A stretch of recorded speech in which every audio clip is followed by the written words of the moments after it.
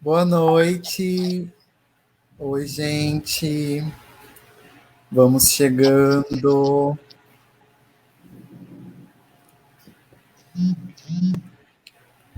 Sejam bem-vindas, bem-vindes e bem-vindos, todas, todes e todos que estão presentes na nossa live hoje. E hoje o tema é sobre as reflexões sobre a educação, ensino superior de pessoas trans. Eu sou a Elisha, faço parte da ATS.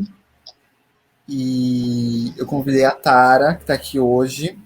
O Thomas, ele vai chegar daqui a pouco, porque ele dá aula. E assim, ele está finalizando a aula dele. E assim que ele terminar, ele vai entrar aqui para conversar com a gente, tá bom? Enquanto isso, a gente vai se apresentando para vocês. Como eu falei, né, eu sou a Elisha, faço parte da TS. E eu sou formada em Ciências Biológicas, licenciatura, pela UFSCar Sorocaba. Ou seja, né, eu sou professora, sou habilitada para dar aula de ciências para o ensino fundamental 2 e biologia para o ensino médio. Atualmente, eu estou estudando o mestrado em educação na mesma instituição, que é a UFSCar. Para quem não conhece, é a Universidade Federal de São Carlos, campus Sorocaba. Enquanto uma mulher trans, eu vou contar um pouco da minha experiência, né, pessoal, até chegar no ensino superior, até chegar no mestrado, e contribuir um pouco também para o debate com relação à educação mesmo. Aí eu convido a Tara para se apresentar. Oi, gente, boa noite. Boa noite a todas as pessoas que estão aqui conosco. Para quem não me conhece, eu sou a Tara, sou uma pessoa trans, estou como presidente da Associação de Transgêneros de Sorocaba, sou PLP, promotora legal popular da turma de 2017. Estou como graduanda do Serviço Social, faço estágio na área e sou militante, transativista, transfeminista. E a minha experiência na escola sempre foi... sempre tive algumas situações de violência na escola. Então, eu queria aqui contar um pouquinho, eu sei que a minha história de vida, né, já é bem compartilhada, muitas pessoas que nos conhecem, frequentam as palestras, as formações que eu faço parte também, já contei muito isso nas formações que o professor Luiz Fábio faz sempre aos servidores públicos municipais, mas, assim, eu acho muito interessante a gente fazer esse debate, né? Tanto eu, Elisha e Thomas temos perspectivas e vivências diferentes dentro desses espaços institucionais. Sim, é muito importante a gente debater porque quando a gente pensa, né, onde estão as pessoas trans e a gente tem muito poucos dados, porque infelizmente o nosso sistema de coleta de dados não tem, né, identidade de gênero, não pensa as vivências das pessoas trans para coletar esses dados, né? Quem faz isso são associações, e segundo essas associações, né, como a ANTRA, menos de 1%, assim, 0,02% das pessoas trans acessaram o ensino superior no nosso país, né? Mais de 70% sequer concluiu o ensino básico. Então, o que impede, né, as pessoas de chegarem até o ensino superior e, consequentemente, mudarem os seus destinos? Então, é muito importante a gente refletir sobre isso. Enquanto o Thomas vai chegando, a gente vai contar um pouquinho, então, da nossa experiência. Eu vou começar, então. Eu estudei numa escola pública em São Paulo, ensino fundamental e ensino médio, mas na época eu não era assumida enquanto uma mulher trans. Eu era assumida enquanto gay afeminado, né? E desde então já enfrentava muitos desafios. E o principal deles era a violência. Violência física, verbal e psicológica. Todos os dias, ir para a escola era um desafio. Sempre ia ter as piadas, os olhares, os xingamentos.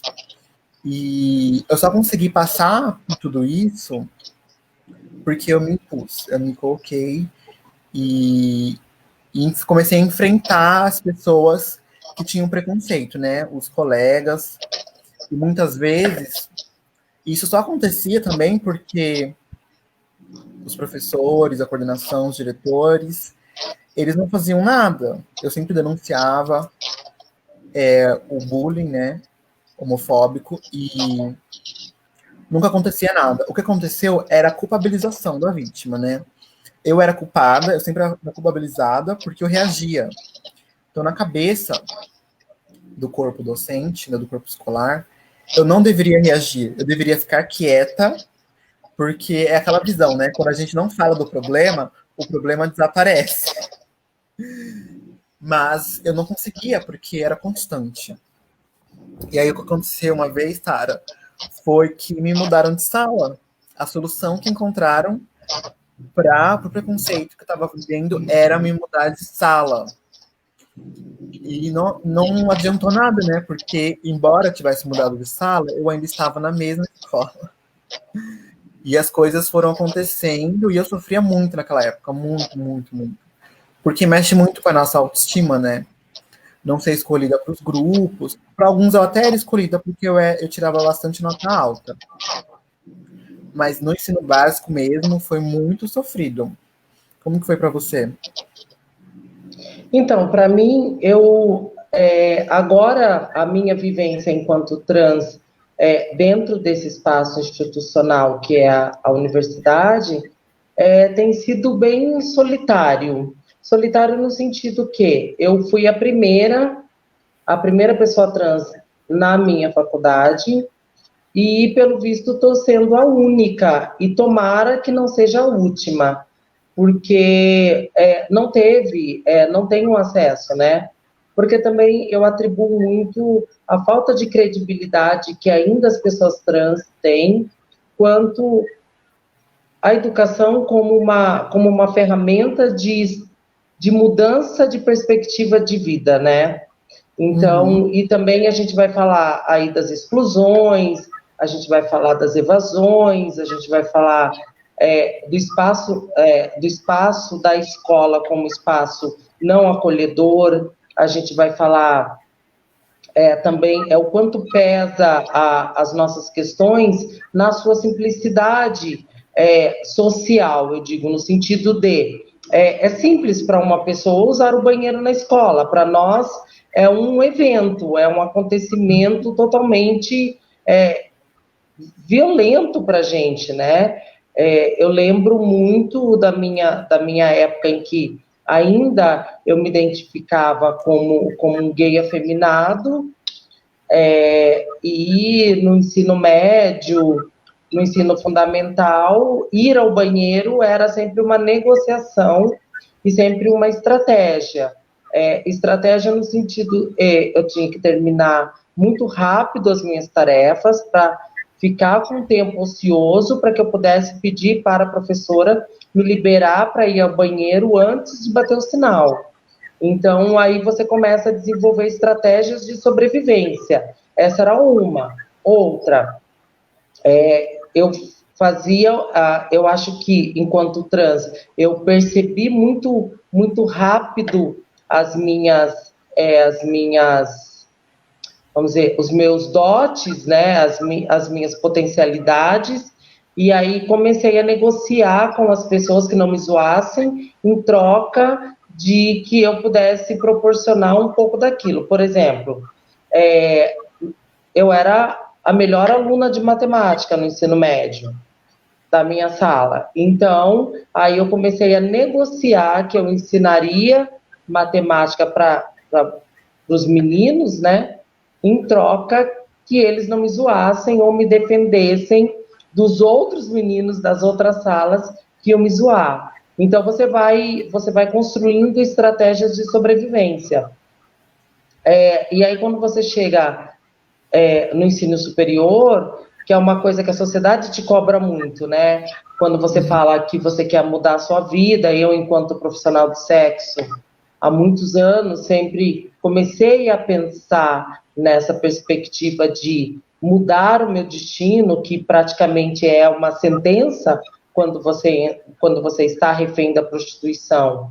E aí a gente vai falar das estatísticas, enfim, tudo aquilo que a gente já vem falando muito.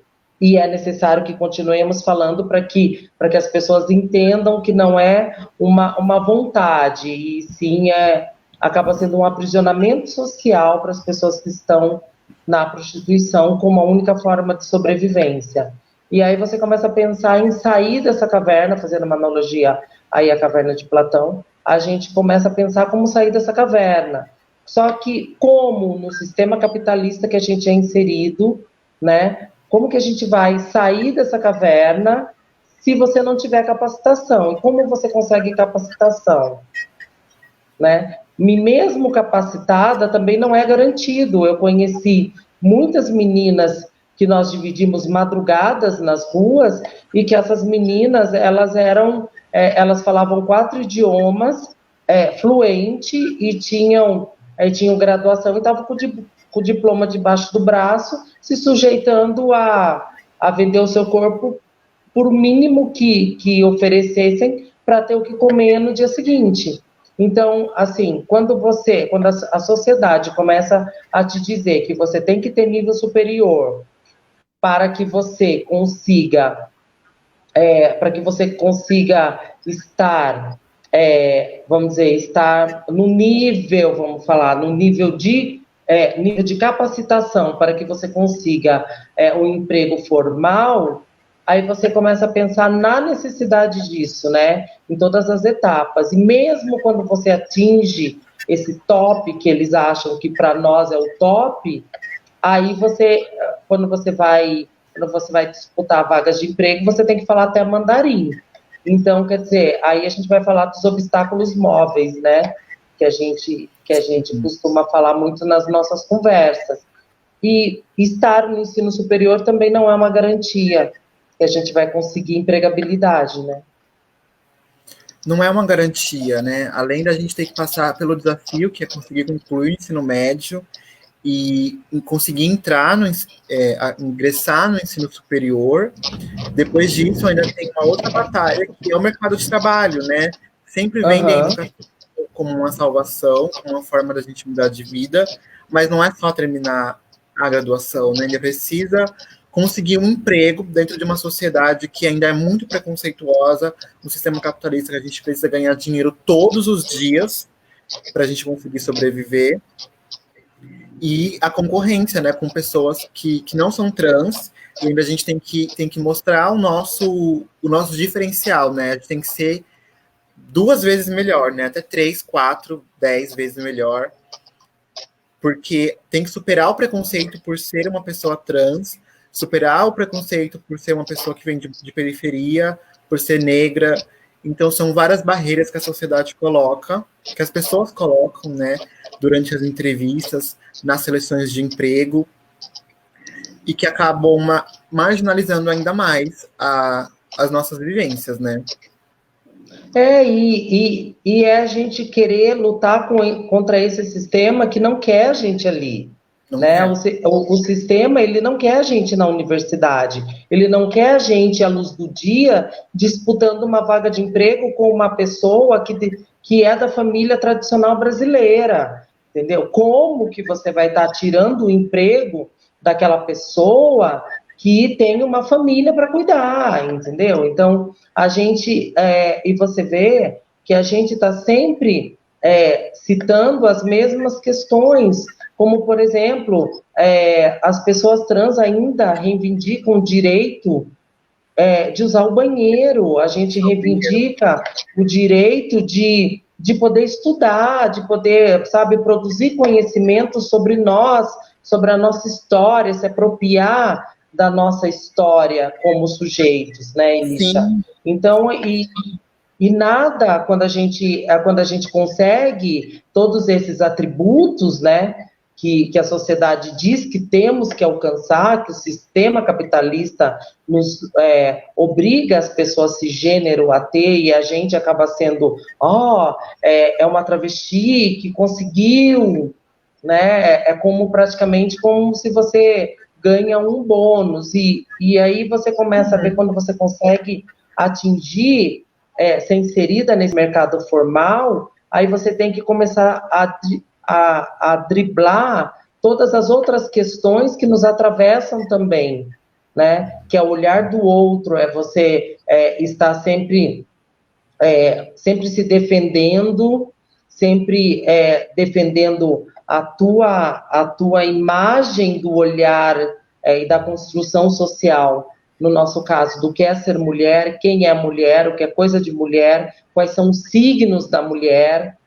E quando você não corresponde a essa expectativa, aí você começa a ser atravessada pelo olhar que de certa forma, acaba te desmotivando também, né? Aí você tem que ter todo um fortalecimento emocional para que você não deixe que isso atrapalhe. Você tem que pegar todas essas pedras e construir muros da sua saúde emocional, né? Para que você não desista disso, que é uma coisa que eu falo. Para mim, que estou atravessando, saindo dessa caverna e resgatando o meu direito de ser diurna e viver nesse sistema diurno, para mim, eu fico pensando, como era mais fácil quando eu estava na noite. Quando é mais fácil que eu estava blindada de toda aquela parafernália que a noite exige, era muito mais fácil, né? É muito mais fácil você estar ali de frente com o sistema nu e crua, né? É muito mais difícil.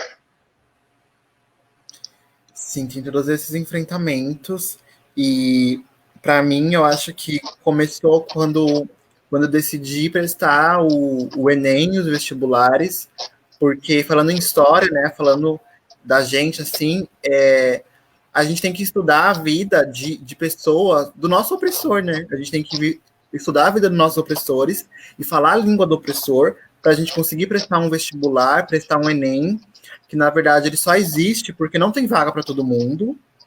E se você não passa, joga a culpa em você. A culpa não é porque não tem vaga e não se constrói universidades para todo mundo, né? A culpa acaba caindo para a pessoa que não estudou o suficiente, não estudou direito. É sempre uma culpabilização do estudante, a tal da meritocracia, né? Se você não se esforça, você não consegue. E aí entra dentro de uma universidade, que no caso é a UFSCar, né? Onde eu estudei, durante toda a minha graduação, durante 4 anos, só uma única disciplina que eu consegui discutir, fazer uma discussão sobre transexualidade.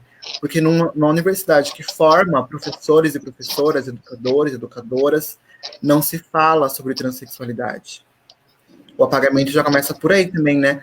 Como que a gente vai falar de educação inclusiva? Como que a gente vai falar de educação para todo mundo, para todos os brasileiros, todas as brasileiras, se as travestis, as transexuais, as pessoas transgênero estão de fora? Né? Que educação é essa? E falando de uma universidade federal, né, que é considerada uma das 10 melhores do país. Então, já esse apagamento histórico, cultural, ele é constante, né? Ele é em todos os espaços. Recentemente, a gente conseguiu aí ter umas normativas sobre o do nome social. Eu comecei a usar o nome social na universidade em 2017, até eu conseguir retificar o meu nome. Eu usei, acho que basicamente 1 ano. E eu acho que nessa questão, eu acho que eu fui privilegiada de estar no UFSCar, porque eu não tive problema nenhum com relação a preconceito com o nome social e com o uso do banheiro. Eu queria que você comentasse como que foi para você nessas duas questões, de nome social e de conteúdo na universidade, se abordam transexualidade na universidade que você estuda. Então, eu sou bem mais antiga que você no sentido dessa reivindicação do nosso direito de sermos contempladas pelo uso do uso e o respeito ao nosso nome social. eu venho da época do nome de guerra, né?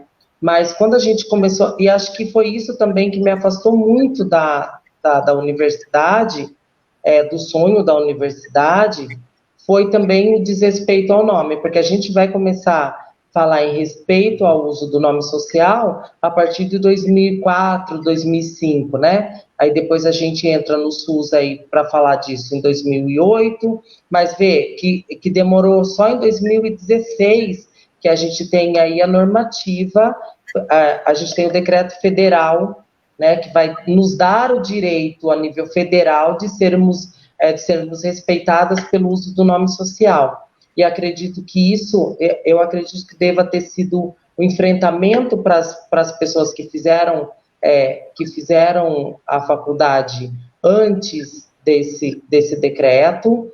Acompanhei algumas meninas que eu conheci que eram um enfrentamento, mas para mim foi um enfrentamento no sentido assim, lembro que o primeiro dia que eu cheguei na faculdade para efetivar a minha matrícula, eu falei assim, daí entreguei todos os documentos ainda não retificados, e aí eu falei assim, mas eu quero ser tratada pelo meu nome social. Nossa, todo mundo espantou os olhos, assim, arregalaram os olhos, falaram assim, que? Não, peraí, só um minutinho, foi chamar uma pessoa, que chamou outra pessoa, que chamou outra pessoa, que chamou outra pessoa, com nome social, tá, não sei o que, foi um rebuliço.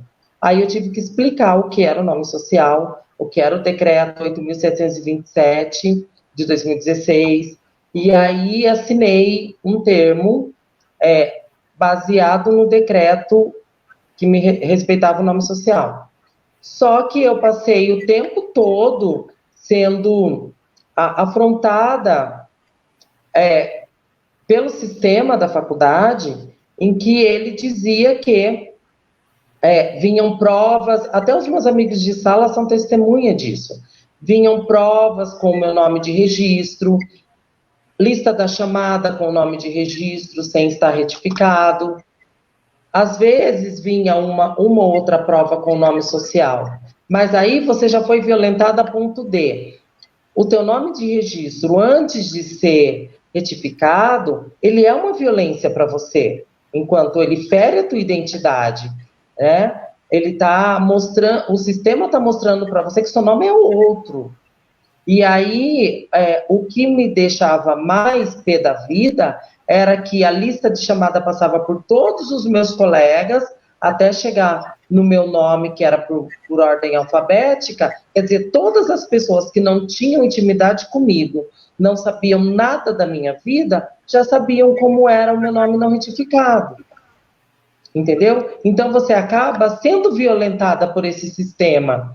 E quando você retifica o nome, parece que isso é um encosto do mal que não sai de você, porque assim, uma hora ou outra, alguém descobre pelo seu CPF e manda uma mensagem no seu nome não retificado. Você recebe uma correspondência no nome não retificado. E já faz mais de 2 anos que eu retifiquei meu nome em todos os lugares possíveis e imagináveis, e ainda eu continuo sendo afrontada por esse fantasma que não sai, entendeu? Não consigo exorcizar de vez. E aí também teve questões do banheiro, que aí você entra no banheiro feminino, no meu caso, que é o que eu reivindico, e parece que assim, paira um silêncio, né? Parece que todo mundo arregala o olho assim e prende a respiração. Vai no banheiro. A fulana vai no banheiro, entendeu? Quer dizer, e aí você começa a respirar e falar, não, peraí, eu estou aqui, eu vou ocupar esse espaço e vou lutar contra esse sistema excludente. Mas aí você tem que se munir de muita força e estar preparada para todos os dias de aula, durante a sua formação, e você vai ter que estar sempre pronta a desconstruir qualquer conversa, qualquer assunto que te deslegitime enquanto mulher. Ou, pelo menos, não só você, mas também eu acho que uma coisa que nós trans precisamos ter a consciência é que quando as pessoas estão falando de uma pessoa trans, ela também está falando de nós. Mesmo que a pessoa fale assim, ai, ó, não é com você, você parece. Ela está dizendo que você parece, mas o outro ou a outra não. O outro, você fala, não, peraí. Então, sabe aquela coisa da hashtag, mexeu com um, mexeu com todo mundo? Eu acho que a gente tem que ser assim, porque eu já vi pessoas trans que, abro aspas, são passáveis quando um outro, vou chamar de irmão e irmã, vá, que para mim somos uma irmandade, né? Quando um dos nossos irmãos passa ou é citado em alguma conversa, ou é citado como exemplo da não passabilidade, a pessoa dá risada. E você tem que pensar, não, tá falando de mim também, tá? Mesmo que eu já fiz isso com pessoas que eu não concordo com a conduta, sabe, social, mas eu sei que aquela pessoa faz parte do meu mundo. Então, sabe, se a pessoa está tendo preconceito com ela hoje, amanhã ela vai ter comigo também. Quando eu não estiver perto, ela também vai me atacar. Então, eu acho que a gente tem que ter esse sentimento de união, eu acho, e estarmos todos na mesma voz e defender e lutar contra esse sistema sempre. Concordo, a gente tem que ser irmandade mesmo. E falou de um, falou de uma, falou de todos, de todas nós. Bem-vindo, Thomas. Muito obrigada por ter aceito o convite. Tá bom? A gente estava comentando aqui há pouco sobre o nome social na universidade e com relação a conteúdos, né, sobre pessoas trans, sobre transexualidade na universidade. A Tara comentou, eu comentei um pouquinho também. Aí eu gostaria que você comentasse sobre a sua experiência, se você usou o nome social, como que foi, se precisou, o que precisou fazer, se teve respeito ao seu nome, e o que você sentiu durante a sua graduação com relação à transexualidade. A universidade abordava, como que é? Comenta aí pra gente. Boa noite, gente. Primeiro eu queria agradecer o convite da TS. É sempre um prazer estar aqui com vocês, estar aqui com a Tara, estar aqui com a Elisha, maravilhosas. Desculpa o atraso, mas, bom, a minha transição, ela se deu na universidade, só que quando eu comecei a me hormonizar, porque a hormonização não necessariamente quer dizer que é a transição, eu já tinha terminado a graduação. Então, eu iniciei esse processo logo que eu estava finalizando e aí eu acabei, ainda não tinha retificado os meus documentos, eu até tinha um nome social, só que na emissão do certificado eu deixei para lá, né, porque eu ainda também não estava muito por dentro desses processos, eu estava ainda num processo de entendimento, mas depois eu tive que retificar. E é sempre aquele processo um pouco constrangedor, né? Tipo, você tem que explicar e tudo mais. Então eu não tive esse contato com os meus colegas ou com os professores, enfim, diante desse momento transitório, vamos dizer assim. A gente sabe que dentro da universidade é muito difícil terem temas como esses, mesmo a gente tendo o coletivo, por exemplo. São poucas as pessoas trans que passaram por lá, né? Passaram pela UFSCar, que é onde a gente estuda. Então, são temas muito pouco trazidos, muito pouco abordados, e quando a gente teve o intuito de levar esses temas, pouquíssimas pessoas apareceram. Então, tem uma resistência muito grande e também uma representatividade quase nula. Então, são processos muito complicados, né? Ainda bem que eu não tive esse trâmite do nome social e não tive problema com a retificação do meu nome também, mas não é a realidade de muitas pessoas trans. A gente sabe que é bem complicado. Ainda bem que a gente tem professores que são maravilhosos e que trazem muito essa questão de gênero e de sexualidades dentro da UFSCar, dentro da universidade que a gente está. Então, de certa forma, a gente ainda consegue puxar esses ganchos, debater, assim, minimamente. Só que não é o suficiente, né? Não é o suficiente, porque a gente tem muitos cursos, a gente tem muitos alunos, a gente tem muitos funcionários. Então, é necessário que a gente tenha um movimento um pouco maior. A gente não tem nenhum professor, nenhuma professora trans dentro da universidade, que é bastante triste, é bastante problemático. Funcionários são poucos e alunos na pós-graduação, então, eu acho que somos só nós. Então, é bem triste. Mas espero que futuramente a gente tenha mudado isso, né? Futuramente a gente tenha mais pessoas com a gente, para a gente poder trazer essas discussões e poder também brigar, né? Porque a gente sabe que a gente briga muito dentro da universidade, principalmente porque a gente ainda tem colegas, ainda tem pesquisadores que querem trazer esse tema, pessoas cisgêneras que insistem em trazer a transexualidade e, enfim, todas as suas articulações como objeto de pesquisa, e ainda querem que você ajude, e você fica tipo, meu querido, sabe, não vai rolar. Participa dessa pesquisa aqui, então mesmo enquanto pesquisador, você está lá ocupando seu espaço de pesquisador, você ainda é objeto de pesquisa. Isso para mim é o mais difícil. Você não conseguir sair desse lugar. Não conseguir sair do lugar de objeto, não conseguir sair do lugar de material de estudo, porque as pessoas elas simplesmente acham que você é um livro aberto, né? Você é um corpo público. Que ela tá fazendo isso porque, não, eu quero ajudar, porque eu preciso estudar isso.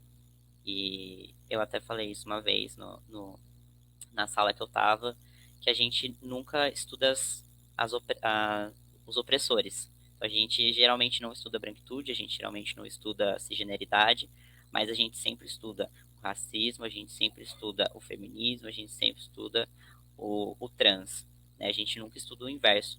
A gente está sempre colocando o oprimido em destaque novamente, como se a gente já não tivesse destaque, com a justificativa de que isso vai ser de alguma forma beneficiada para o movimento, e não é, né? A gente tem muitos de nós já pesquisando sobre isso, a gente precisa ter essa autonomia no nosso campo de pesquisar sobre os nossos corpos, se a gente quiser, e também ter o entendimento de que a gente não só pesquisa sobre isso, que lá a gente também é como se fosse a fonte desse assunto, né? Tudo a gente sabe.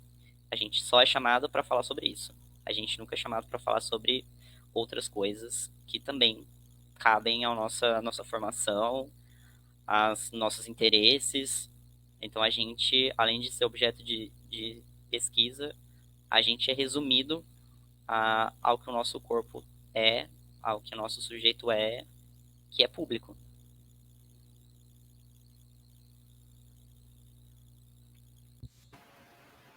Sim, a gente ainda é muito invadido, muito invadida, né, por essas pesquisas, por essas pessoas que acham que e são pessoas cisgênero, né, que vêm estudar a gente, os nossos corpos, e falar por nós, e falar sobre nós, e geralmente é sempre numa perspectiva patologizante, muitas das vezes, e culpabilizando, né, se a nossa vida é assim, é porque a gente quis, porque a gente trilhou esse caminho, e nunca questionam a estrutura, nunca questionam a opressão, nunca questionam do porquê que a gente está ali, e também nunca questionam a própria posição de si mesmo, enquanto pesquisador, pesquisadora, né, do porquê que está estudando esse tema e falando sobre essas pessoas, sempre nessa posição de salvador, de salvadora, de que vai dar voz aos oprimidos, de que vai levar a palavra da libertação, da salvação, da revolução, e sempre colocando a gente nesse lugar de exótica,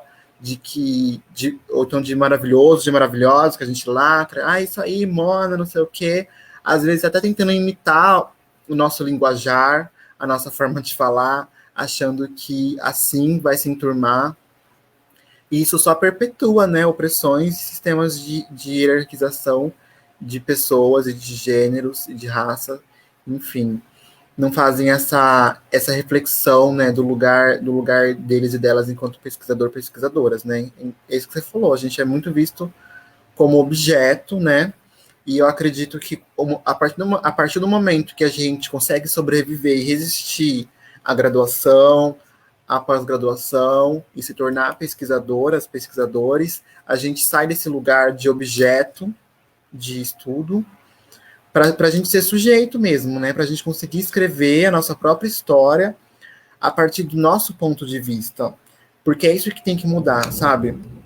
Às vezes eu vejo muita gente militante falando assim que a gente tem que revolucionar, quebrar as estruturas, não adianta só ocupar espaço. Muitas vezes desmerecendo toda a nossa trajetória para ter chegado até aqui, né? E não é só ocupar espaço, né? A gente parte de outro ponto de vista. A gente está do outro lado da história.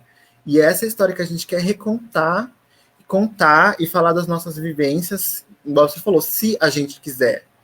Se a gente não quiser militar e quiser falar sobre qualquer outra coisa, sobre biologia, sobre qualquer coisa que seja, enfim, outra área que não seja militar ou na área de ciências humanas, tudo bem também, sabe? Não é porque a pessoa é trans que tem que ser militante.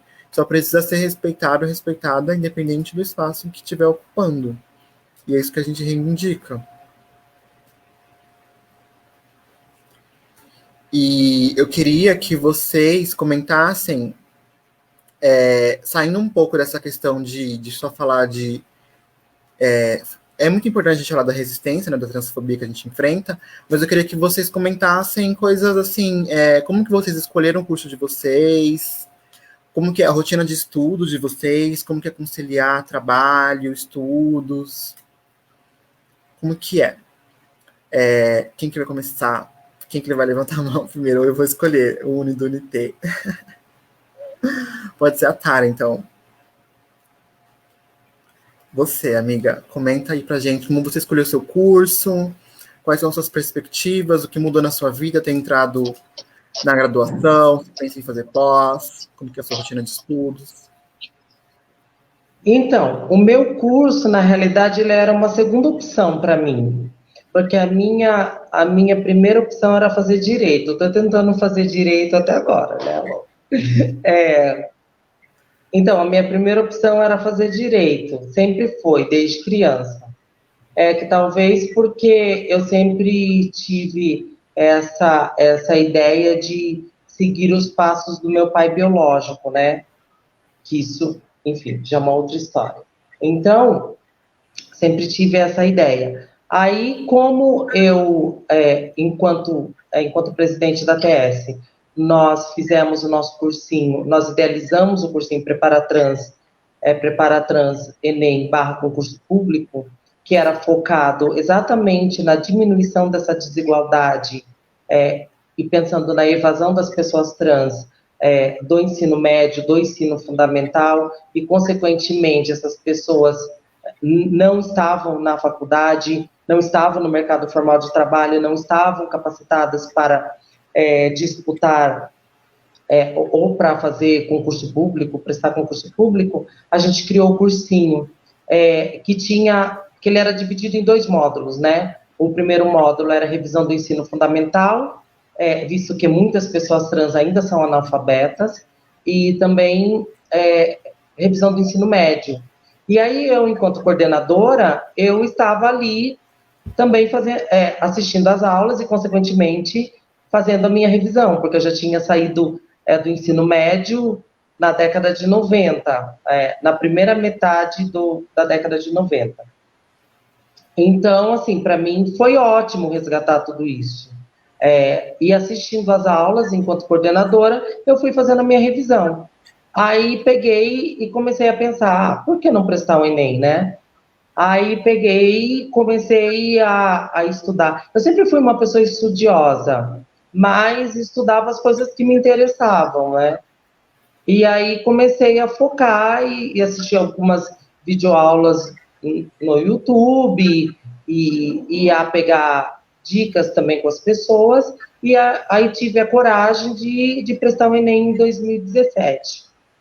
Aí depois início de 2018, falei, bom, aí consegui uma classificação boa, mas não tanto que a nota de corte para direito estava muito alta, né? Eu não tinha conseguido uma nota tão alta assim, visto que também eu fui muito corajosa de prestar o Enem, porque em 6 meses que eu fiz de revisão, a mais de 20 longe do ensino médio, seria praticamente um milagre, né? Eu consegui uma nota de corte muito alta, assim, porque é muita coisa para revisar, né? Quando a gente está muito tempo afastado. Quando você está com tudo isso fresco na memória, é uma coisa. Mas, tipo, aí eu fui ter que começar a revisar o básico, acentuação, pontuação, enfim, toda a gramática e matemática, que eu sempre fui boa em matemática, mas eu tinha feito matemática financeira no ensino médio, que tem o meu ensino médio técnico, né, em técnica e contabilidade. E aí entrei, e aí depois eu falei, bom, gente, que curso que eu vou fazer? Direito, primeiro. Segundo, como eu já trabalhava na ATS e a ATS também, ela já tinha me despertado, não só a ATS, mas dentro de toda a minha trajetória enquanto militante, enquanto travesti, enquanto inserida no contexto da prostituição e todos os desdobramentos e vulnerabilidades e desigualdades que estar na prostituição nos provoca, até mesmo no meio LGBT, que o meio LGBT ele sempre separa meio LGBT, meio trans, que separa as que se prostituem e as que não se prostituem, né? Então, eu sempre estive no meio desse umbral, assim, que eu, ora, estava com as que se prostituíam, ora, eu era alçada a pertencer aos que não se prostituíam, por ter um certo conhecimento geral sobre tudo e ter um assunto, e ter um conhecimento para conversar com elas de outros assuntos, enfim. E aí eu falei, bom, serviço social, né? E daí entrei no serviço social e fui me apaixonando de uma forma, e aí é muito engraçado que eu sempre cito isso nas minhas falas, e é exatamente isso que eu sinto mesmo. Você vai entendendo, renomeando as situações, sensações e coisas que você passou, vivenciou, e você vai renomeando isso de uma maneira acadêmica. E aí você vai entendendo o contexto, que é aquilo, o pré, o durante e o porquê aquela reação. E está sendo para mim um autoconhecimento também, e aí eu tenho se desdobrado em muitas questões que eu sempre pensei, sempre tive a visão daquilo, mas eu não sabia qual era o filósofo que fundamentava aquilo, qual era a teoria que aquilo estava embasado, entendeu? E isso para mim tem sido muito revelador. E também tem me provocado reflexões assim muito profundas. Até eu e a Elisha e o Augusto, às vezes a gente brisa numas reflexões bem profundas, né? Que dava até um tema aí de uma live bem, né? Bem reflexiva. E é muito legal isso.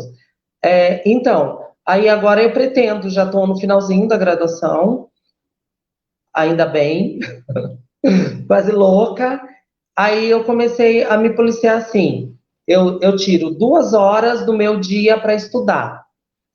1 hora para estudar matéria e 1 hora para estudar conhecimentos gerais. Isso, eu vou estudar política. Agora, nas férias, eu já me inscrevi em alguns cursos de férias, que eu preciso estudar inglês, que é uma coisa que eu tenho só de ouvido, né, e básico. E aí pretendo também estudar uma outra língua, né, que eu tenho vontade de aprender francês, sei algumas palavrinhas só, aprender francês e também aprimorar o meu italiano, que como eu morei na Itália, então tenho já o italiano aqui um pouco. E fazer meu mestrado, né, que eu não sei no que ainda eu vou fazer o mestrado, mas isso eu tenho pensado muito, assim, Agora só está borbulhando o tema do meu TCC. Tem vários temas que eu vou tentar amarrar tudo isso em uma coisa só. E não vejo... pensando para TCC? Ai, amiga, várias questões. Eu estou pensando nas questões da fragilidade. Eu quero usar aquele conceito da interseccionalidade entre a fragilidade social da criança e da pessoa idosa. Mas eu quero falar isso, eu quero tentar amarrar isso pelo viés da transexualidade. Porque uma coisa que eu sempre falava e refleti muito sobre isso, é que as pessoas, quando elas começam a conversar com a gente sobre a nossa transição, elas nunca citam a nossa infância. É muito pelo contrário do que as pessoas pensam, pessoas trans também foram crianças. E como crianças, a gente também teve os nossos sonhos. Quando eu falo em sonhos, eu falo que a gente teve os nossos sonhos, tipo, da profissão, que é uma coisa que até os nossos pais, os nossos mais velhos sempre perguntavam para nós: o que você quer ser quando crescer? Né? Então, a gente tem os nossos sonhos, e quando você faz a transição, no meu caso, que tive que fazer a minha transição, me reconhecer, me entender, já na prostituição, os sonhos acabam sendo tirados da gente, né? Porque você acaba ficando no mundo sem perspectiva do amanhã. Então, quando você começa a entrar na faculdade, aí parece que tudo isso começa a ser resgatado. E você começa a se ver enquanto criança, você começa a refletir nos teus sonhos, até mesmo poderiam ser até sonhos de uma criança, mas eram coisas que vão ficando introjetadas, que estão ali em algum lugar, e quando você começa a entrar neste universo acadêmico, você começa a refletir sobre tudo que a sociedade tirou de você quando você fez a sua transição.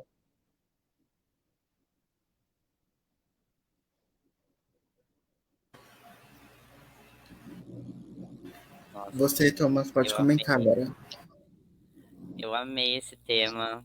Eu acho que é muito importante mesmo. A gente tem discutido até...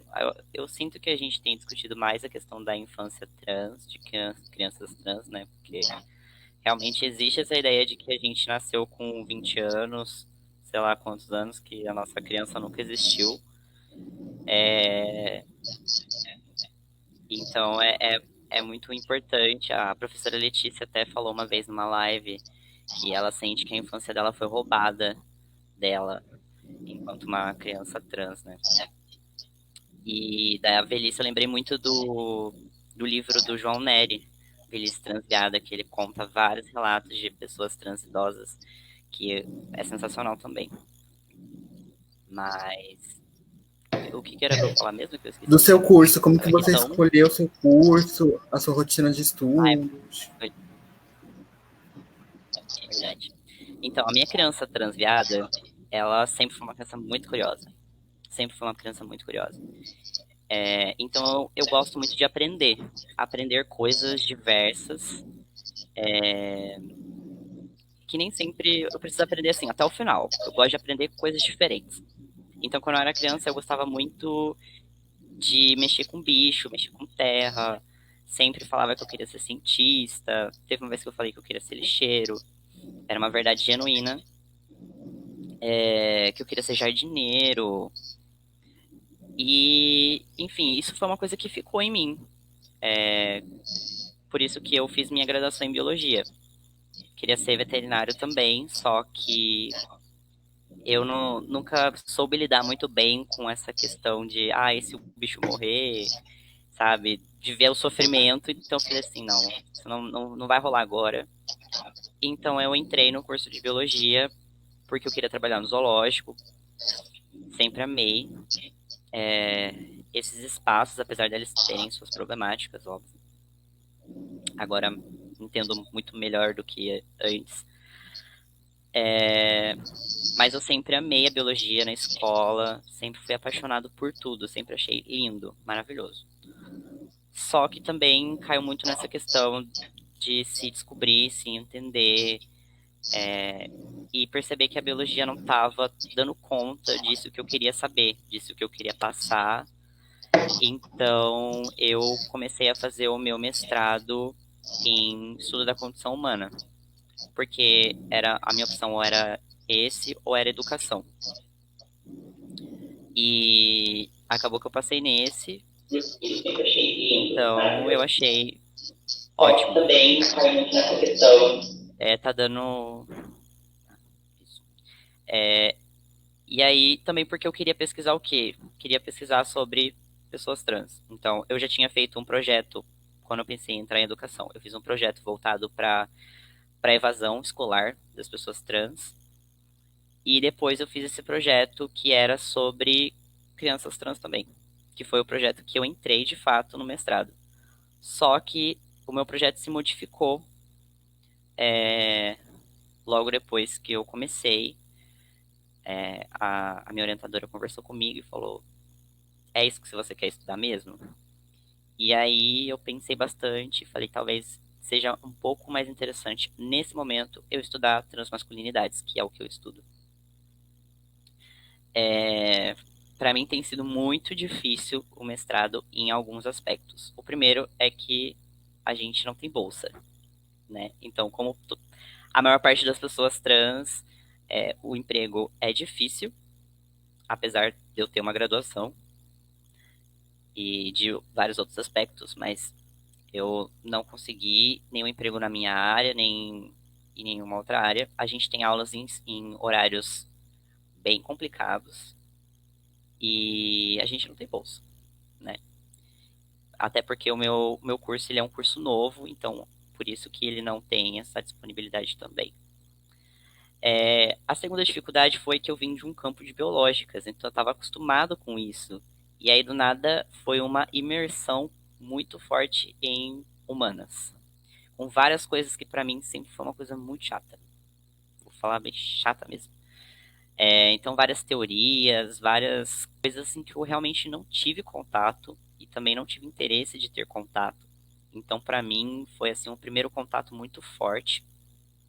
E também porque é muita leitura, né? Apesar de a gente ser acostumado a ter muita leitura na graduação, o mestrado é muita leitura.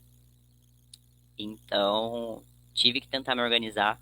Eu ainda não tenho um método de organização, então assim, eu sei o que eu tenho que fazer, coloco na ordem do que eu tenho que entregar e assim, ó, tô na mão de Oxalá, ele que cuida. Então, eu tento ler os textos. Tem texto assim que eu olho, não tenho nenhuma afinidade, para mim é muito difícil eu ler assim algumas páginas e falo, beleza, não consigo. Mas aí eu tento buscar de outras formas. Então, eu vou buscar um vídeo, alguma coisa assim. Mas tem semana, ainda mais agora, né, que eu entrei em plena pandemia, né? A gente entrou no mestrado e pá, pandemia.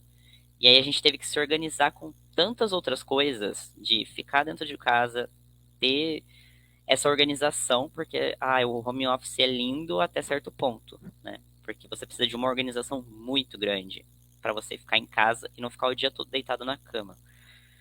Então, eu também gosto muito de ler, então eu comecei a ler várias outras coisas, participar de curso, né? Parece que deu a doida, a gente começa a se inscrever em vários cursos, aí eu sempre esqueço que eu tinha curso naquele dia e na outra semana também. Então, mas assim, a gente vai indo, ainda não aprendi a me organizar nesse sistema louco, mas favoreceu de muitas formas que eu consegui ter contato com várias pesquisas, com vários pesquisadores, principalmente essas pesquisadoras que a gente não tem aqui, né, como a Meg, a professora Letícia, a Jaqueline, que pode ser que em outros formatos a gente não pudesse ter contato como a gente tem agora. Então, para mim foi muito interessante isso também, foi muito importante, mas é complicado. Eu todo dia me pergunto se eu realmente preciso desse diploma, se eu preciso do meu título de mestre, porque tem dia que a gente não sabe, meu Deus, tanta coisa para fazer, tanta coisa para eu ler, e geralmente não tem uma matéria ou um texto, você tem que ficar sugerindo, tipo, olha esse texto, essa pessoa trans que escreveu, bacana, né? Vamos ler ela também. Senão você fica só naquele mais do mesmo, várias pessoas brancas, várias pessoas cisgêneras, que você tem que ler, que você tem que entender, e que não dizem nada sobre você. Eu peguei até uma base pro meu projeto. Foi um trabalho feito por uma pesquisadora cisgênera que eu li, eu fiquei tipo, meu Deus, tem tanta coisa errada aqui, tanta coisa desnecessária. Mas é importante a gente ter contato com esses materiais também pra gente saber que eles existem e que a gente não quer fazer igual, né? Então é importante a gente saber o que também já foi dito pra gente poder corrigir. Mas é realmente muito complicado. Tudo isso que acontece com a gente, tá acontecendo tudo isso agora. A gente não tem nenhum aparato. Aqui na UFSCar a gente não tem nem ações afirmativas, né, para pessoas trans. Então tem que discutir isso também. E ainda assim a gente não consegue discutir. É difícil. Mas eu tenho muito orgulho da minha trajetória acadêmica e, enfim, das escolhas que eu fiz. Eu não me arrependo de ter feito nada disso, de ter escolhido nada disso. Eu acho que para mim foi muito importante. E tudo que eu fiz porque eu gostava, porque eu queria. Pensei em fazer outras coisas que não eram o que eu queria. Pensei em fazer contabilidade, pensei em fazer outras coisas assim que seria mais para agradar os outros do que para me agradar. E eu fico feliz de não ter escolhido isso. Porque por mais que são coisas muito precárias, né? Tipo, eu fiz licenciatura, então eu sou professor e é uma profissão bastante precária. A gente tem uma sociedade que não valoriza o professor, não valoriza a educação em si. Então, é bastante complicado, mas eu não me arrependo de ter feito. Se eu tivesse que fazer, eu faria de novo. E é muito legal, né, a gente contar dessas nossas escolhas e dessa nossa a forma como a gente estuda também, né? Porque a gente é estudante, como qualquer outra pessoa, né? A gente tem nossas especificidades, os enfrentamentos que a gente tem todos os dias, né? Como a Tara bem colocou, os olhares, a gente tem que ensinar as pessoas o tempo inteiro, né? A gente faz esse papel de educadora, né? Ensina o que é transexualidade, ensina o que é nome social, o que é nome retificado, o que é trans, o que é transgênero, o que é travesti, o que é transexual, o tempo inteiro. E a gente vai continuar isso talvez o resto das nossas vidas, porque a gente vive numa sociedade que só enxerga pessoas cis, né? É um binarismo de gênero, que é homem e mulher baseado numa concepção genital. E eu quero agradecer o comentário da galera. Obrigada, gente. Mandem perguntas, tá bom? Vocês podem perguntar, interagir com a gente. Obrigada, João, Pamela. Beijo, Manu. Oi, Johnny. Johnny comentou, fez bastante comentários aqui, eu vou ler alguns. Ele falou assim: me encaixo bem nesse assunto. Me assumi transexual com 9 anos de idade, desde então mudei meu nome, me enquadrei bem no meio público. Isso é tão gratificante. Ai, que bom, fico muito feliz por você estar inserido. Tem gente que é ignorante mesmo, infelizmente. Oi, Isa, um beijo. Boa noite, Márcia. Hoje em dia, as universidades estudam sobre transgêneros, estudam sim, que nem a gente falou, né? Tem um ponto de vista que é um pouco problemático, que a gente questiona, e também as pessoas trans que estão entrando na universidade agora podem contar a própria história, né? Podem falar de pessoas trans do ponto de vista de pessoas trans. Não é mais o opressor falando da gente, né? A fala e a luta de vocês com certeza faz diferença para muitas pessoas. Ai, gente, fico emocionada com esses comentários. Muito obrigada. Johnny comentou aqui que é casado com uma mulher trans. O sonho dela é ser médica. E que ela consiga realizar esse sonho. Torço muito para que ela realize o sonho dela, porque ela tem talento, vai dar uma ótima enfermeira. Sempre estarei ao lado dela, dando maior apoio. Ai, que bom que ela tem você para apoiar. E tenho certeza que ela vai conseguir realizar esse sonho que a gente está precisando de pessoas trans na medicina para revolucionar essa área. A gente precisa muito. A medicina ainda é muito arcaica, cheia de preconceitos e conservadorismos. E isso impede que a gente tenha saúde, né? Porque a partir do momento que a gente não consegue acessar a saúde, a gente está lá no século XIX, assim, fora do sistema, né? Então, isso coloca em risco a nossa saúde, a nossa vida, a nossa expectativa de vida, nossa qualidade de vida, e a gente precisa resgatar a nossa qualidade de vida mesmo, né? Não só com relação à hormonização, para além, né? Porque a gente não só se hormoniza. A gente é um corpo biológico, a gente tem várias questões que precisam ser estudadas. Oi, Vivi, chegou na live também, muito obrigada, gente, pela presença. E aí eu vou contribuir um pouco também com a minha experiência. Eu lembro quando eu era uma criança transviada, eu tinha muita curiosidade também, muito, assim, adorava mexer com planta, com inseto, com tudo, assim, relacionado ao corpo humano também. Minha mãe tinha comprado um livro, sabe aquelas enciclopédias desse tamanho que vendia na rua, que passava vendendo na rua? Minha mãe comprou uma vez, eu adorava folhear aquilo. E aí eu pensava em fazer veterinária, queria fazer medicina veterinária. Depois eu queria fazer filosofia, queria fazer história, eu queria fazer tudo, né? Eu falava assim, não, eu vou fazer biologia, eu vou terminar, vou fazer filosofia, depois eu vou fazer sociologia, e tipo, história, eu queria fazer todas as humanidades. E gostava muito da área de biológicas, também de saúde. E eu lembro que uma vez, várias vezes. Meus professores adoravam fazer rolê na USP, né? Que eu estudei em São Paulo. Só que eu entrava lá e para mim era um lugar tão elitista. Eu pensava que não era para mim, sabe? Universidade pública. Eu achava que eu estava fadada a ter que pagar uma universidade particular e que ia ser muito difícil, porque era muito cara. E, né, filha de empregada doméstica, sempre aquela dificuldade. E aí um professor de geografia, que fez federal, que se formou, assim, dependendo de assistência estudantil. O vídeo parou, disseram. Gente, vocês estão ouvindo a gente? Vendo? Hello? Testando. Som. Testando. 1, 2, 3. Comentem se vocês estão vendo, se vocês estão me ouvindo. Oi. Teste. 1, 2, 3. Teste. Eu tô ao vivo, disseram, né? Então eu vou continuar. Então, aí tava falando... Ah, tá. Até eu conseguir chegar na graduação, né? Então, aí esse meu professor de geografia falou assim, não, presta, sim, universidade pública e pega assistência estudantil, tipo, você vai conseguir, você vai conseguir. Aí ele ficou me incentivando muito, muito, muito, muito, muito. E aí eu prestei o Enem e consegui a vaga em biologia. Aí eu tinha... Ah, então, as minhas escolhas, né? Eu tinha pensado em biomedicina, prestei biomedicina e biologia. Aí eu passei em biologia.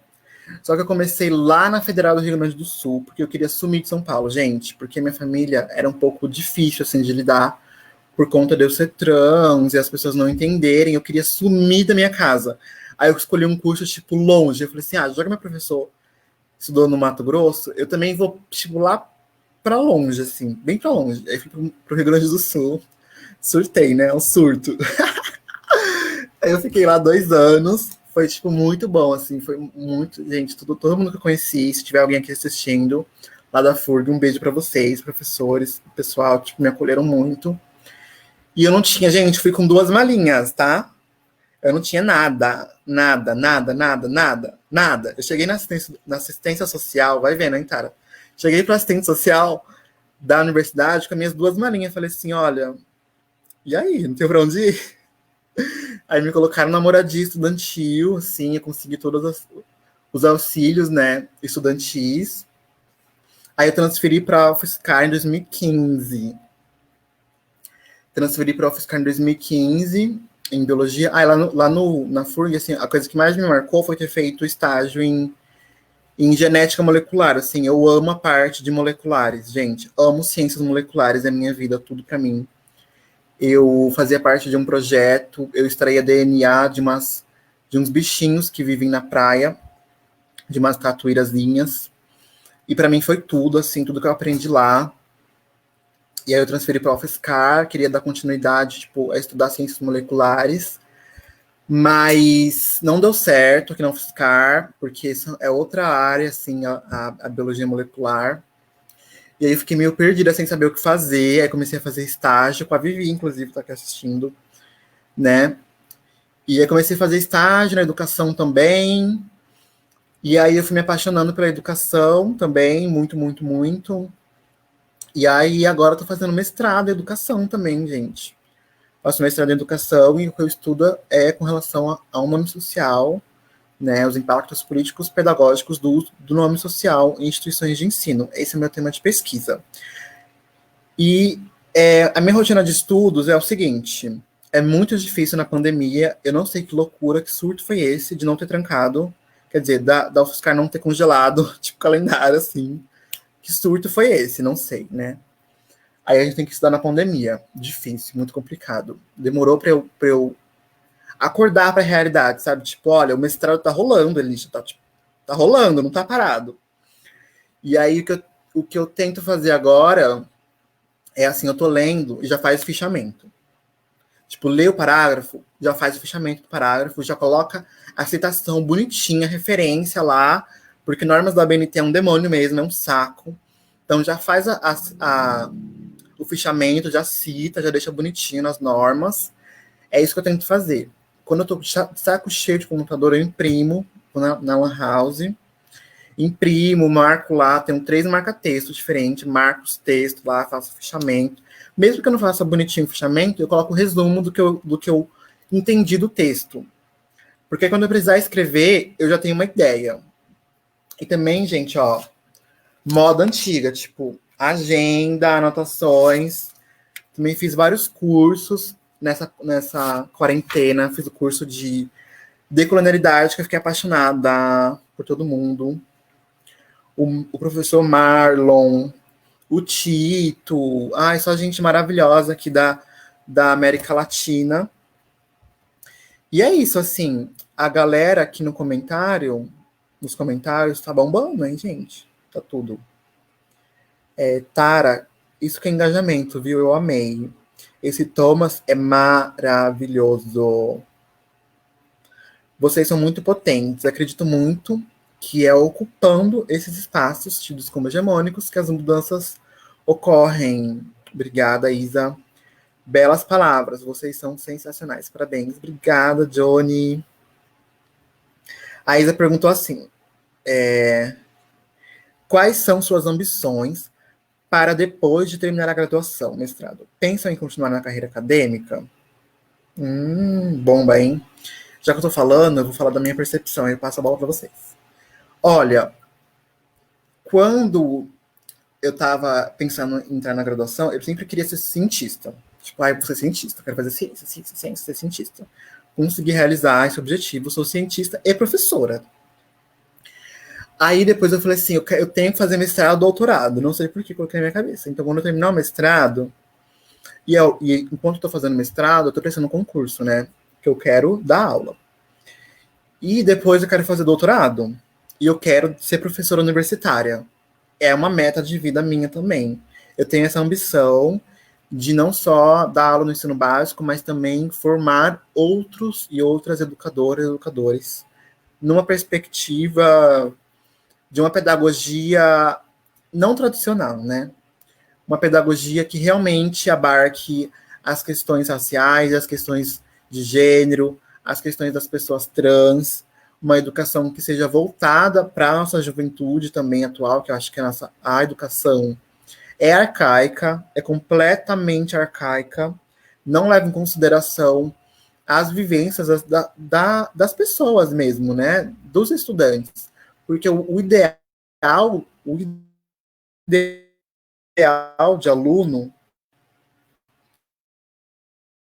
que é a base das pedagogias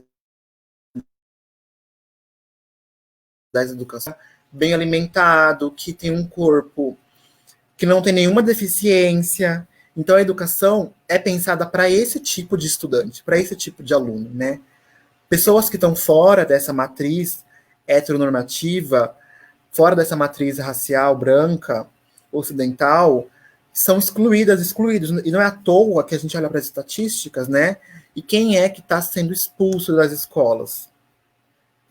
São as pessoas trans, são as pessoas negras, são as mulheres, as meninas que acabam, né, sendo violentadas desde muito cedo. Então, pensar uma educação que seja de fato voltada para essa juventude, né? Essa é a minha ambição.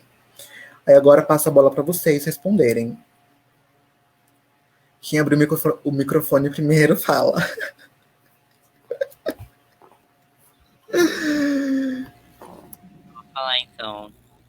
Vamos fazer o processo inverso.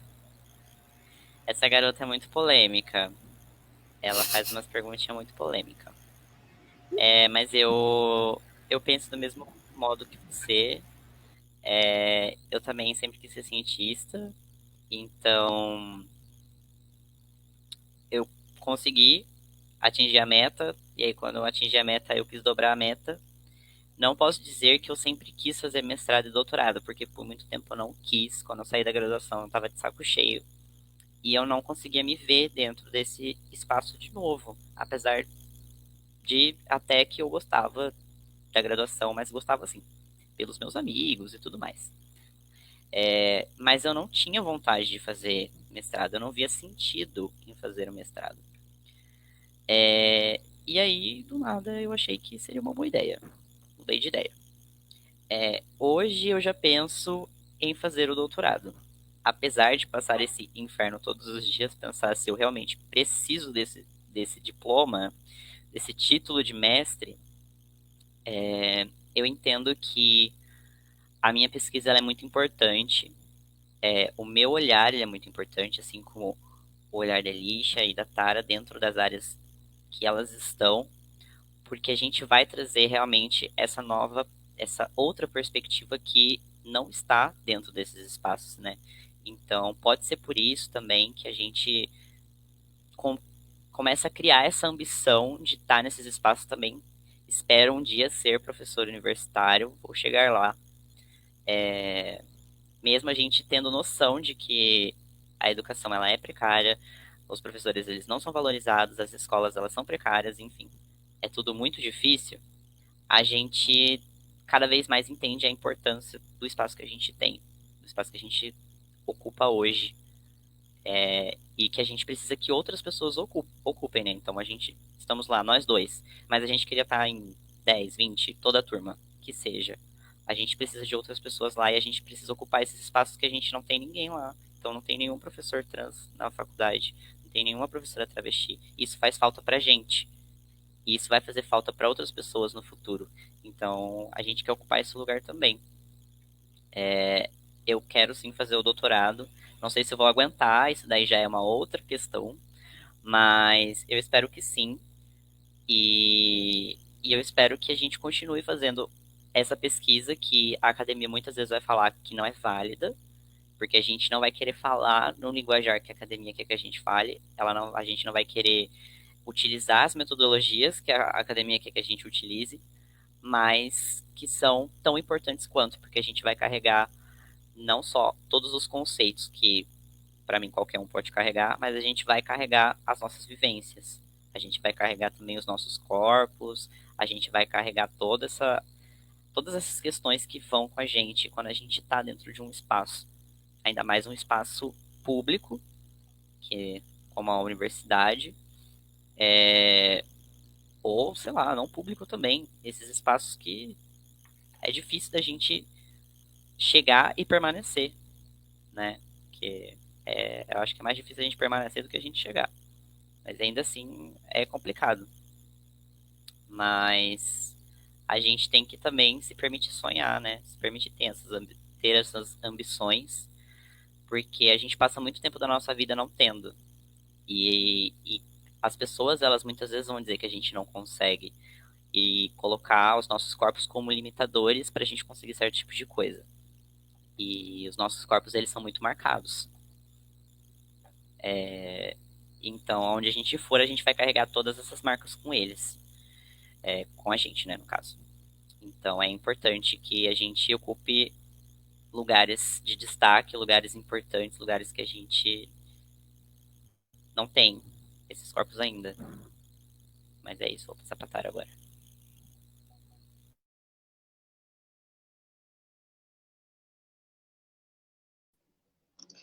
Então, eu não sei ainda no que eu vou fazer. Como eu falei, a minha mentalidade está presa no meu TCC. Mas são muitas questões que me atravessam. As questões até mesmo da nossa vivência, né, das nossas... estudar um pouquinho o porquê ainda muitas pessoas trans são tão alienadas a esse sistema. O sistema, as lendas urbanas dentro da nossa população. Eu pretendo, uma coisa que me toca muito é sobre a vulnerabilidade das pessoas trans idosas, porque a gente não é preparada para envelhecer na sociedade, né?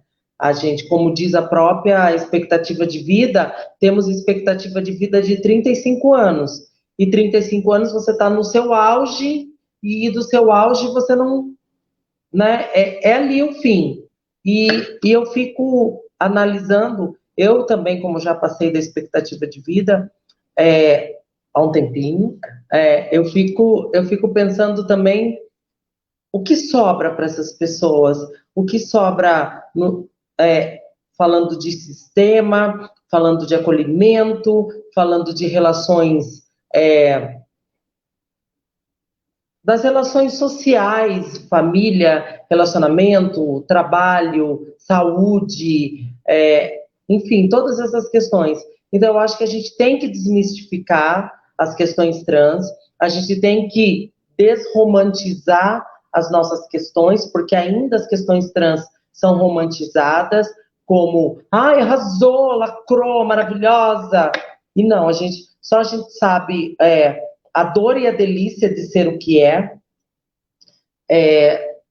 e de ser o que as pessoas queriam que você fosse, de não ser o que as pessoas queriam que você fosse. Então, são todas essas questões que eu não sei como que...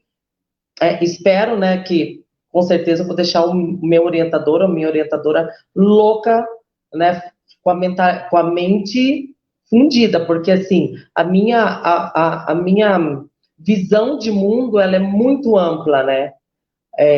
Eu já andei por muitas questões e vários níveis, do luxo ao lixo, vamos dizer, eu já conheci tudo. E também, quando eu começo a ocupar esse espaço que é branco, que é elitista, que é um espaço que não é feito para mim, eu me sinto mais encorajada, e toda vez que eu me desestimulo, que eu também, ao contrário do que muitas pessoas imaginam, mas eu também tenho as minhas fraquezas, eu também tenho as minhas criptonitas, né?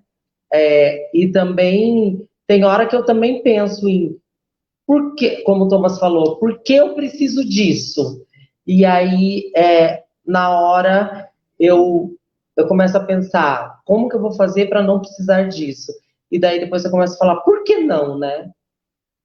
Por que não ocupar esse espaço? Por que não forçar um pouquinho mais? Por que não falar para mim, só mais um pouquinho, só mais um pouquinho?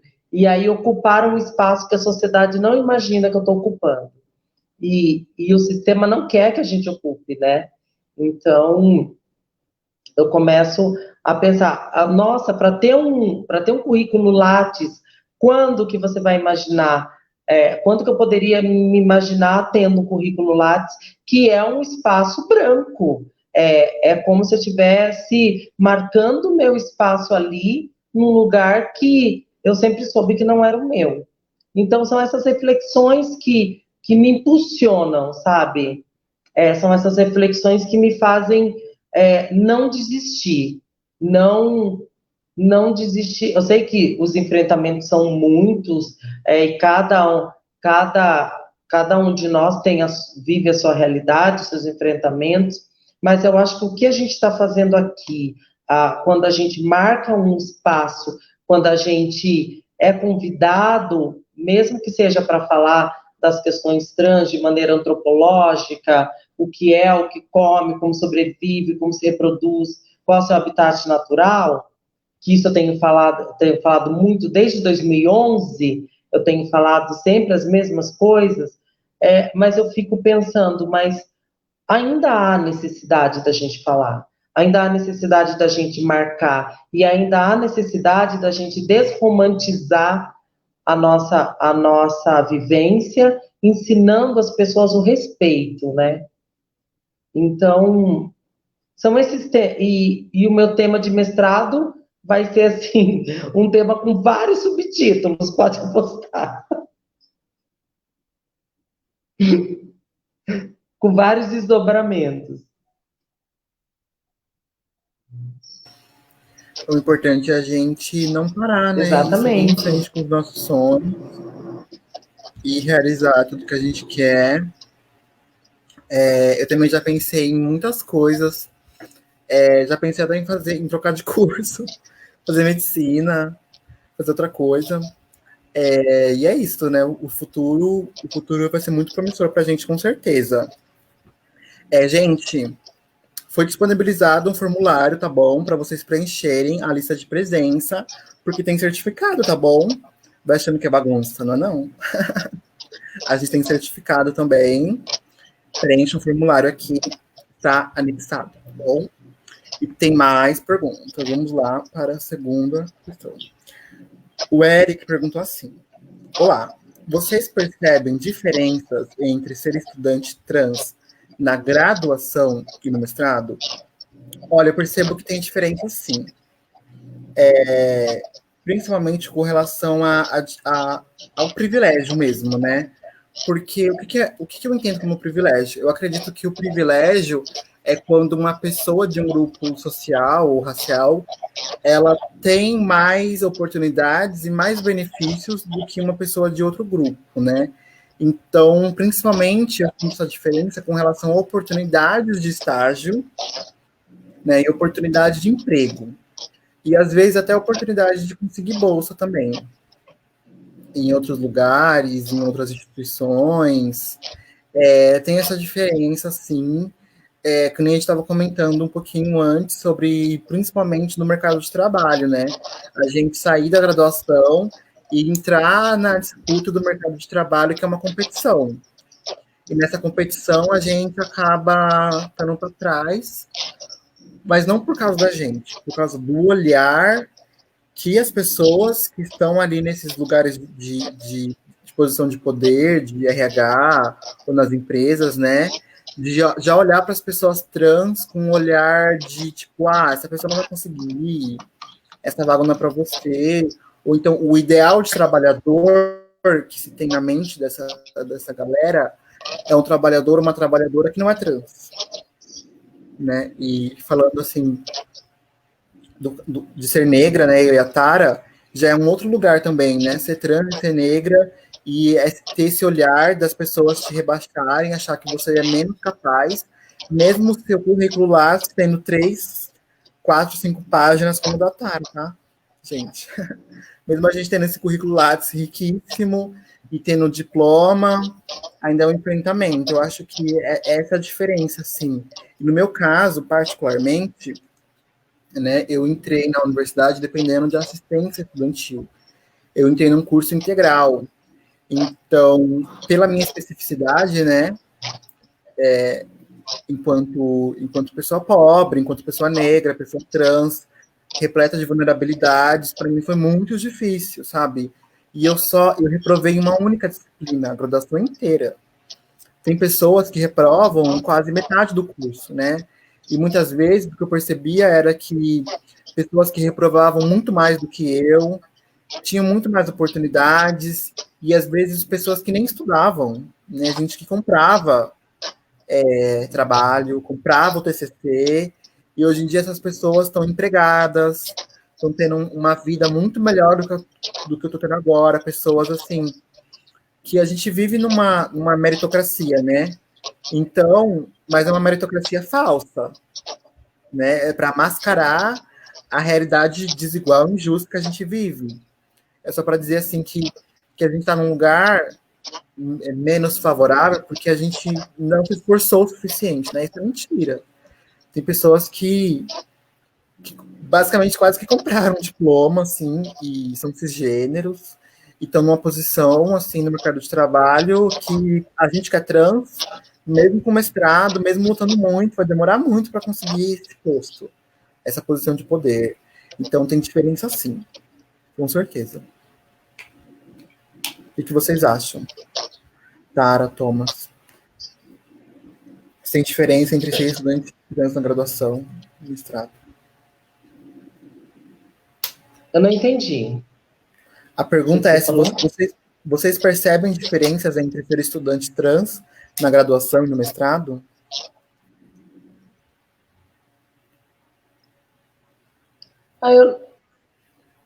Sempre tem a diferença. Eu acho que a diferença existe, sim. Muito. Mas, como eu falei, eu penso tanto na importância de estar ali, penso muito nisso. E é isso que me impulsiona sempre. Porque é difícil, não é uma tarefa fácil, não. Ainda mais quando você não tem emprego, né, amiga? Quando você não tem o sustento, né, que te consegue te dar tempo para se dedicar, né? Sim. Acho Eu acho não, que... pode falar. Pode falar. Eu ia falar que cai exatamente nisso que você falou, que a gente estava conversando antes também, dessa ideia de que você termina a graduação e você automaticamente vai ser empregado. E isso não funciona de jeito nenhum com a gente. A gente pode fazer um mestrado, um doutorado, um pós-doc, e ainda assim, toda vez que você falar que você é uma pessoa trans numa entrevista de emprego, milhares de outras pessoas menos qualificadas que você, para aquela vaga, elas vão passar na sua frente. Só porque você é uma pessoa que não pode ocupar aquele espaço. Então, eu acredito também que existe sim uma diferença, até porque a graduação e o mestrado, eles são bastante diferentes, né? E também fica um pouco no ar, porque a gente está vivendo o mestrado em um tempo incomum, vamos dizer assim, né? Em plena pandemia, que foi uma coisa que também modificou muito as nossas estruturas para tudo, mas são estruturas diferentes. A graduação, a gente tinha muitas matérias, também fiz integral, a gente tinha muitas matérias difíceis, então assim, eu reprovei pouco também, mas reprovei mais do que você, porque tem professor que não ajuda, a gente tinha várias outras demandas, e o mestrado a gente também tem tudo isso, assim, a gente tem menos matérias, mas a gente tem muito mais leitura, a gente tem outro tipo de socialização, também tem essa questão das bolsas, da permanência, que também é bem diferente. Então é bastante diferente, bastante complicado. Na graduação a gente ainda tinha outras pessoas trans também com a gente, não eram muitas, mas ainda tinha outros. No mestrado já não tem. E tem sempre essa ideia, né, também do estágio, que quando eu fiz, eu ainda não tinha passado por esse processo, então foi bem mais fácil. Mas se hoje eu fosse procurar, por exemplo, apesar que eu só passava, então a passabilidade ajuda. Mas tem todo esse processo, a gente tem que quebrar essa ideia de que a graduação, uma formação vai levar a gente a algum lugar, e sempre leva, né? Leva para quem está dentro da norma, quem é cisgênero, quem é branco, classe média, aí beleza, vai seguir a trajetória certinho que a sociedade diz que você tem que seguir. Mas isso não acontece com todo mundo, e a gente não pode ficar, não, tem que fazer uma graduação para você ser alguém na vida, né? Porque a gente fez uma graduação e estamos aqui lutando. A gente que lute. Sim, a gente que lute. Eu acredito que as diferenças, elas existem, sempre vão existir. Mas essas diferenças, elas não podem ser usadas para demarcar o nosso lugar na sociedade. Essas diferenças, elas não têm que ser usadas contra nós, para nos separar e para nos colocar em lugares que a gente não quer estar, né? A gente sempre vai ser diferente, né? Tipo, olha aqui, nós somos pessoas trans, 3 pessoas trans, com pontos de vista completamente diferentes, com vivências diferentes, embora nós somos pessoas trans, né? Porque ser trans não é uma categoria homogênea, onde todo mundo é igual, e também tem nossas especificidades. As diferenças, elas sempre vão existir, né? Como diz a Audre Lorde. Mas elas não podem ser usadas contra nós. E é isso, assim. Mais alguém tem alguma pergunta, gente? Podem fazer perguntas, podem perguntar. A gente já falou bastante coisa, a gente falou sobre violência, bullying, nome social, perspectiva de vida. Eu acho que o ensino superior, para mim, assim, por mais que tenha toda essa dificuldade, tem uma questão de nível intelectual que é muito importante. Porque hoje em dia, como a Andrea estava falando, né, relembrar a nossa vida, a nossa história, e dar nome a tudo que a gente viveu, e teorizar sobre as nossas vivências, acho que isso é muito importante. No meu caso, por exemplo, eu sofria sobre muita coisa que eu não sabia o que era. E depois eu aprendi a dar nome ao meu sofrimento, à minha dor, e me livrar disso, né? E perceber que não era eu. Era uma estrutura da sociedade que me colocou naquela situação e que, enfim, né? Eu passei, minha família passou, a minha mãe, enquanto mulher negra empregada doméstica, passou também, e, consequentemente, isso afetou a minha vida. Então, nessa parte intelectual, agregou muito. E muito do que eu sei também sobre racismo, sobre transexualidade, eu aprendi fora da graduação, tá, gente?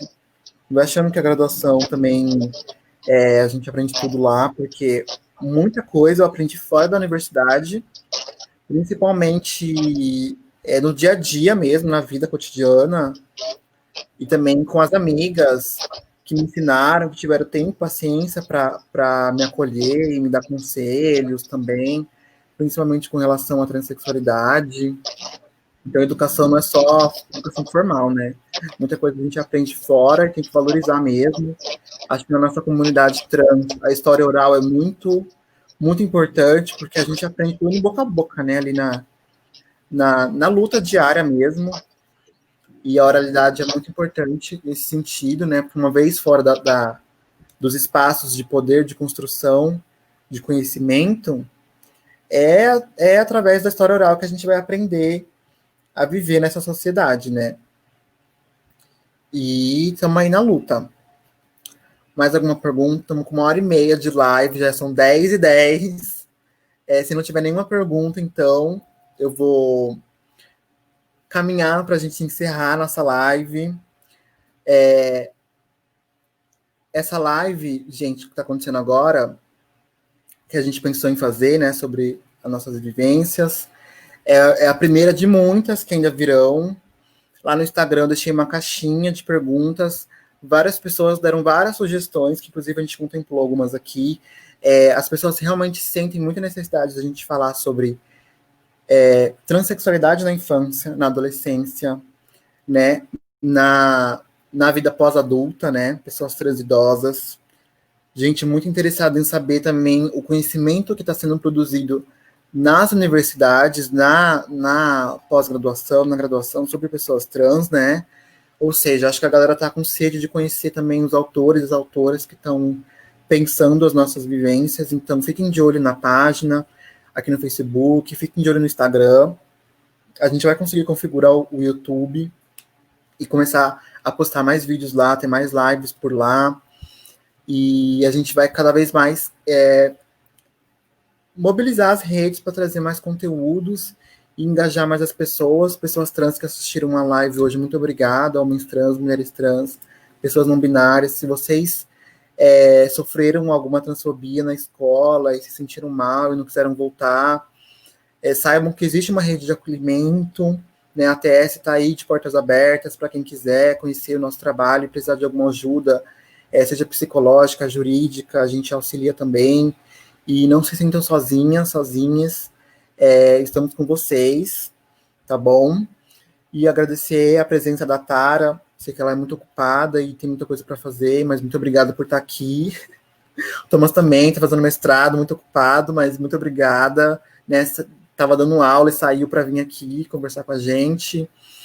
E é isso, gente. Quero dar a palavra para vocês, para dar o tchauzinho. Obrigada. Bom, eu que agradeço pela oportunidade, agradeço muito também por a gente estar falando sobre esses assuntos que são tão caros para nós.